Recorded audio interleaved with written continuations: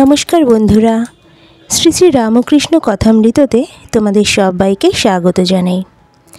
আজকে আমি রামকৃষ্ণ কথামৃত থেকে পড়ব মুক্ত পুরুষের শরীর ত্যাগ কি আত্মহত্যা, এই অধ্যায়টি। তো তোমরা সবাই সাথে থাকো। দক্ষিণেশ্বর কালীবাড়িতে শ্রীযুক্ত বিজয়কৃষ্ণ গোস্বামী ভগবান শ্রী রামকৃষ্ণকে দর্শন করিতে আসিয়াছেন, সঙ্গে ৩-৪টি ব্রাহ্ম ভক্ত।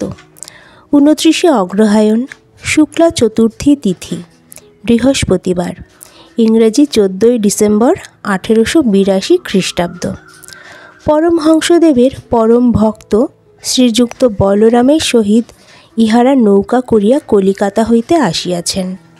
শ্রীরামকৃষ্ণ মধ্যাহ্নকালে সবে মাত্র একটু বিশ্রাম করিতেছেন। রবিবারেই বেশি লোক সমাগম। যে সকল ভক্তেরা একান্তে তাহার সহিত কথোপকথন করিতে চান, তাহারা প্রায় অন্য দিনেই আসেন। পরমহংসদেব তক্তপোষের ওপর উপবিষ্ট।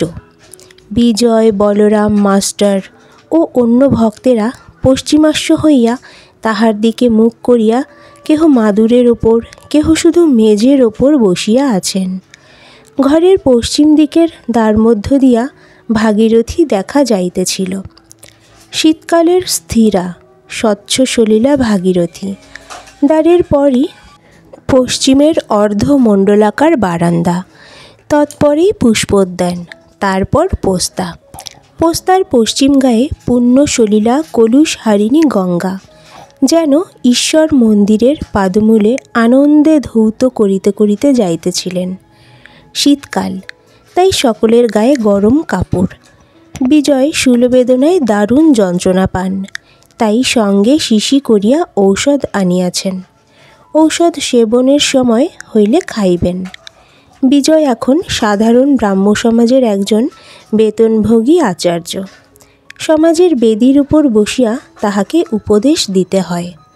তবে এখন সমাজের সহিত নানা বিষয়ে মতভেদ হইতেছে। কর্ম স্বীকার করিয়াছেন, কি করেন, স্বাধীনভাবে কথাবার্তা বা কার্য করিতে পারেন না। বিজয় অতি পবিত্র বংশে, অদ্বৈত গোস্বামীর বংশে জন্মগ্রহণ করিয়াছেন। অদ্বৈত গোস্বামী জ্ঞানী ছিলেন, নিরাকার পরব্রহ্মের চিন্তা করিতেন, আবার ভক্তির পরাকাষ্ঠা দেখাইয়া গিয়াছেন। তিনি ভগবান চৈতন্যদেবের একজন প্রধান পার্ষদ। হরিপ্রেমে মাতোয়ারা হইয়া নৃত্য করিতেন। এত আত্মহারা হইতেন যে নৃত্য করিতে করিতে পরিধান বস্ত্র খসিয়া যাইত। বিজয়ও ব্রাহ্ম সমাজে আসিয়াছেন, নিরাকার পরব্রহ্মের চিন্তা করেন, কিন্তু মহাভক্ত পূর্বপুরুষ অশ্রী অদ্বৈতের শোণিত ধমনী মধ্যে প্রবাহিত হইতেছিল। শরীরের মধ্যস্থিত হরিপ্রেমের বীজ এখন প্রকাশোন্মুখ, কেবল কাল প্রতীক্ষা করিতেছে। তাই তিনি ভগবান শ্রী রামকৃষ্ণের দেবদুর্লভ হরিপ্রেমে গড় গড় মাতোয়ারা অবস্থা দেখিয়া মুগ্ধ হইয়াছেন। মন্ত্রমুগ্ধ সর্প যেমন ফনা ধরিয়া সাপুরের কাছে বসিয়া থাকে, বিজয়ও পরমহংসদেবের শ্রীমুখ নিঃসৃত ভাগবত শুনিতে শুনিতে মুগ্ধ হইয়া তাহার নিকটে বসিয়া থাকেন।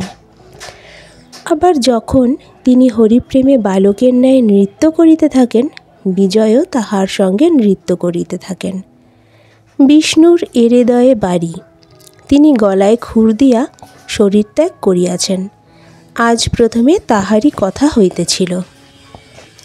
শ্রী রামকৃষ্ণ বিজয়, মাস্টার ও অন্যান্য ভক্তদের বললেন, দেখ, এই ছেলেটি শরীর ত্যাগ করেছে শুনলুম, মনটা খারাপ হয়ে রয়েছে। এখানে আসতো, স্কুলে পড়তো, কিন্তু বলতো সংসার ভালো লাগে না। পশ্চিমে গিয়ে কোনো আত্মীয়ের কাছে কিছুদিন ছিল।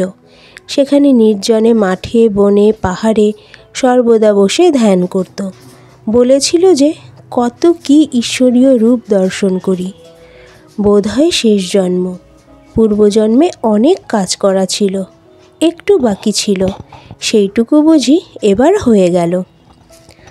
পূর্বজন্মের সংস্কার মানতে হয়।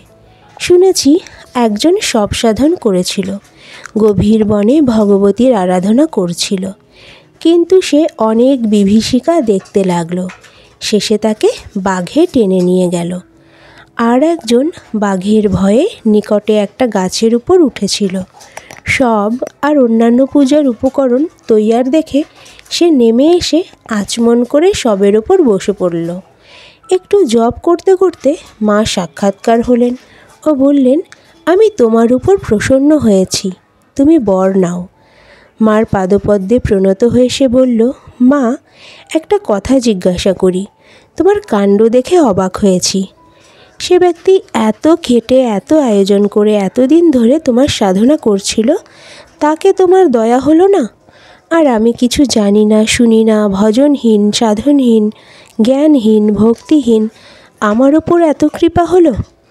ভগবতী হাসতে হাসতে বললেন, বাছা, তোমার জন্মান্তরের কথা স্মরণ নাই।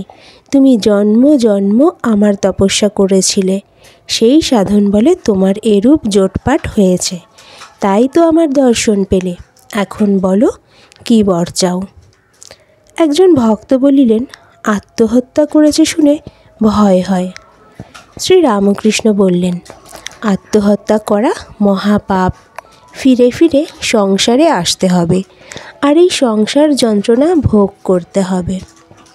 তবে যদি ঈশ্বরের দর্শন হয়ে কেউ শরীর ত্যাগ করে, তাকে আত্মহত্যা বলে না, সে শরীর ত্যাগে দোষ নেই।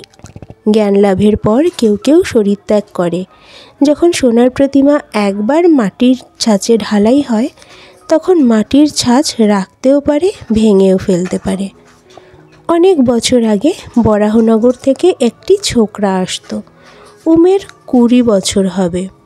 গোপাল সেন যখন এখানে আসতো, তখন এত ভাব হতো যে হৃদয়কে ধরতে হতো, পাছে পড়ে গিয়ে হাত পা ভেঙে যায়। সে ছোকরা একদিন হঠাৎ আমার পায়ে হাত দিয়ে বললে, আমি আর আসতে পারবো না, তবে আমি চললুম। কিছুদিন পরে শুনলাম যে সে শরীর ত্যাগ করেছে। জীব 4 থাক বলেছে, বদ্ধ, মুমুক্ষ, মুক্ত, নিত্য। সংসার জালের স্বরূপ। জীব যেন মাছ, ঈশ্বর তিনি জেলে। জেলের জালে যখন মাছ পড়ে, কতগুলো মাছ জাল ছিঁড়ে পালাবার অর্থাৎ মুক্ত হবার চেষ্টা করে। এদের মুমুক্ষু জীব বলে। যারা পালাবার চেষ্টা করছে, সকলে পালাতে পারে না। 2-4টে মাছ ধপাং শব্দ করে পালায়। তখন লোকেরা বলে, ওই মাছটা বড়, পালিয়ে গেল। এই 2-4টে লোক মুক্ত জীব। কতগুলি মাছ স্বভাবতই এত সাবধান যে কখনো জালে পড়েই না। নারদাদি নিত্যজীব কখনো সংসার জালে পড়ে না, কিন্তু অধিকাংশ মাছ জালে পড়ে। অথচ এ বোধ নাই যে জালে পড়েছে, মরতে হবে। জালে পড়েই জালশুদ্ধ চা দৌড় মারে ও একেবারে পাকে গিয়ে শরীর লুকোবার চেষ্টা করে। পালাবার কোনো চেষ্টা নাই, বরং আরও পাকে গিয়ে পড়ে। এরাই বদ্ধজীব। জালে এরা রয়েছে, কিন্তু মনে করে এখানে বেশ আছি। বদ্ধজীব সংসারে অর্থাৎ কামিনী কাঞ্চনে আসক্ত হয়ে আছে, কলঙ্ক সাগরে মগ্ন, কিন্তু মনে করে যে বেশ আছি। যারা মুমুক্ষু বা মুক্ত সংসার, তাদের পাতকুয়া বোধ হয়, ভালো লাগে না। তাই কেউ কেউ জ্ঞান লাভের পর, ভগবান লাভের পর শরীর ত্যাগ করে, কিন্তু সেরকম শরীর ত্যাগ অনেক দূরের কথা। বদ্ধজীবের, সংসারী জীবের কোনো মতে হুঁশার হয় না। এত দুঃখ, এত দাগা পায়, এত বিপদে পড়ে, তবু চৈতন্য হয় না। উট কাটা ঘাস বড় ভালোবাসে, কিন্তু যত খায় মুখ দিয়ে রক্ত দরদর করে পড়ে, তবুও সেই কাটা ঘাসই খাবে, ছাড়বে না। সংসারী লোক এত শোকতাপ পায়, তবু কিছুদিনের পর যেমন তেমনি। স্ত্রী মরে গেল কি অসতী হলো, তবু আবার বিয়ে করবে। ছেলে মরে গেল, কত শোক পেলে, কিছুদিন পরেই সব ভুলে গেল। সেই ছেলের মা যে শোকে অধীর হয়েছিল, কিছুদিন পরেই চুল বাঁধল, গয়না পরল। এরকম লোক মেয়ের বিয়েতে সর্বশান্ত হয়, আবার বছরে বছরে তাদের মেয়ে ছেলেও হয়। মোকদ্দমা করে সর্বশান্ত হয়, আবার মোকদ্দমা করে। যা ছেলে হয়েছে তাদেরই খাওয়াতে পারে না, পড়াতে পারে না, ভালো ঘরে রাখতে পারে না, আবার বছরে বছরে ছেলে হয়। আবার কখনো কখনো যেন সাপে ছুঁচো গেলা হয়, গিলতেও পারে না, আবার উগরাতেও পারে না। বদ্ধজীব হয়তো বুঝেছে যে সংসারে কিছুই সার নাই, আমরার কেবল আটি আর চামড়া। তবু ছাড়তে পারে না, তবুও ঈশ্বরের দিকে মন দিতে পারে না। কেশব সেনের একজন আত্মীয়া 50 বছর বয়স, দেখি তাস খেলছে, যেন ঈশ্বরের নাম করবার সময় হয় নাই। বদ্ধজীবের আরও একটি লক্ষণ, তাকে যদি সংসার থেকে সরিয়ে ভালো জায়গায় রাখা যায় তাহলে হেদিয়ে হেদিয়ে মারা যাবে। বিষ্ঠার পোকার বিষ্ঠাতেই বেশ আনন্দ, ওতেই বেশ হৃষ্টপুষ্ট হয়। যদি সেই পোকাকে ভাতের হাঁড়িতে রাখো, মরে যাবে। আজকের পাঠ এই পর্যন্তই শেষ হলো। পাঠ ভালো লাগলে লাইক, কমেন্ট, শেয়ার করবে আর চ্যানেলটাকে সাবস্ক্রাইব করে দেবে। জয় শ্রী ঠাকুর রামকৃষ্ণ।